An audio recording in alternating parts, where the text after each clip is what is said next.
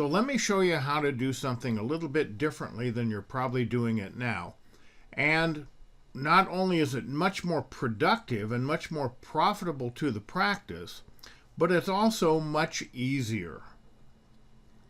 So we're going to push the Make It Easy button here, and let me show you how to fill your schedule when you have a canceled appointment.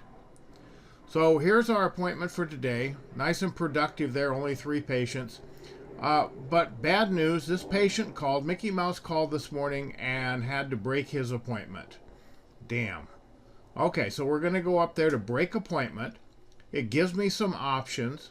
I want to keep it in the appointment book for right now because I want everybody else in the office to know that I have a broken appointment. So I'm going to leave it on the appointment book, but I'm going to put my notes in there. It created this little window. I always want a date stamp, and the more notes you put in here and the more complete the notes are, the better. Okay? Why did Mickey cancel? This is going to make a difference because we're going to move him to the unscheduled list pretty soon, and when we get around to calling him back, or using this little feature I'm going to show you in just a second, we want to know why he didn't show up the last time. Okay, so I put everything in there, including signing him, putting my initials in there. All right. Now, what am I going to do? I got that big hole in the schedule. I can hurry up and call a whole bunch of people and see if I can fill it, but let me show you an easier way. What I'm going to do is right mouse click on the schedule, go down to the bottom, and text somebody on the ASAP list. So if I click on that, here's a list of everybody on my ASAP list. I only have one person there. But by some strange coincidence, Donald Duck needs to have implants done. And you see the length of the appointment there. This is something new in the latest version of Open Dental. You didn't have that length in there before. And another coincidence, he wants to come in on Thursday afternoons. That's great. All I'm going to have to do is select as many people as I want from that list. Click on Send. Here's what I'm going to send out. And in this case, I want to send both a text and an email. All right, but I can have either and or. Okay, so there we go. Boom, it's gone. Okay, now where did that go? I'll show you in just a second. First of all, now we want to send this to the unscheduled list. And we always want to go to the unscheduled list with this because we want to be able to call that patient. Where'd they go? Well, Donald got a text on his cell phone that looks like that with a link in there. So Donald can click on the link. I'm going to show you instead what it looked like in the email. So there's the email.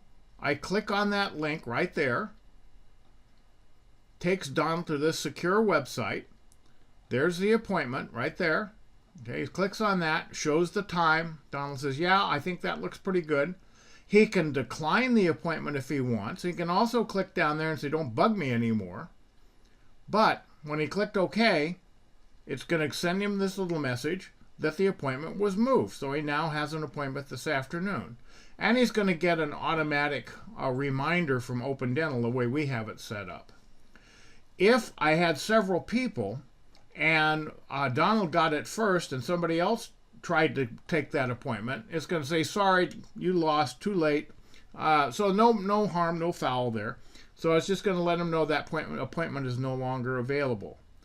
Now, look what happened. There's Donald Duck in there. I didn't do that. Donald made his own appointment. When he clicked on that link and said, I accept, it automatically put him in that appointment book. I was busy up there checking out Daisy. Okay? Donald took care of filling my appointment book for me. Isn't that handy? Now, let's go back and look at the ASAP list. I told you Donald was the only one that's on there, so now I don't have anybody on there anymore. How do you get patients on the ASAP list? Really easy. If you double-click on the appointment, now let's pretend we're making this appointment, and we go up there to the ASAP box. All we have to do is click there. But don't forget to put your notes in here. Don't forget to ask the patient, if I get a sooner appointment, would you like me to give you a call? And the patient says, yeah, okay. In which case you can also say, now we got you like Thursday afternoons. Are there any other times that will be good for you? So put those notes in there, and there he is. There's Donald back on the ASAP list. So that's how you use the ASAP list. So the trick I just showed you works great for people that are on the ASAP list. The problem is those people already have appointments, so they're sort of your patients of last resort to fill the hole today. You'd much rather fill the hole with people who do not have appointments. Well, now with the new version, with 17.4, you can do this. So before, I went on the ASAP list, and I only had one patient. Okay. However, now if I go on a couple of my other lists, for instance, the unscheduled list, and this is why you want to make sure you put people on the unscheduled list, I've got another patient there. Now, this is on the unscheduled list, and I want to put them on the ASAP list, even though they do not have an appointment. So I can double click on that appointment, same as I did before. I'm going to go up here and click that button. I'm going to put their preferences down here, just like we did before. Because this is a treatment appointment and not a recall appointment, we don't have to worry about the recall date. So now I say OK. They're still on the unscheduled list. So if I go back to my ASAP list, look, now that patient's over here too. And it also shows the length of the appointment. So I've added somebody from the unscheduled list that does not have an appointment, and I can pull them into the schedule to fill that open slot. What else can I do? I can pull patients from my planned appointment list. Now, a lot of people don't use planned appointments, but this is a good reason to use them.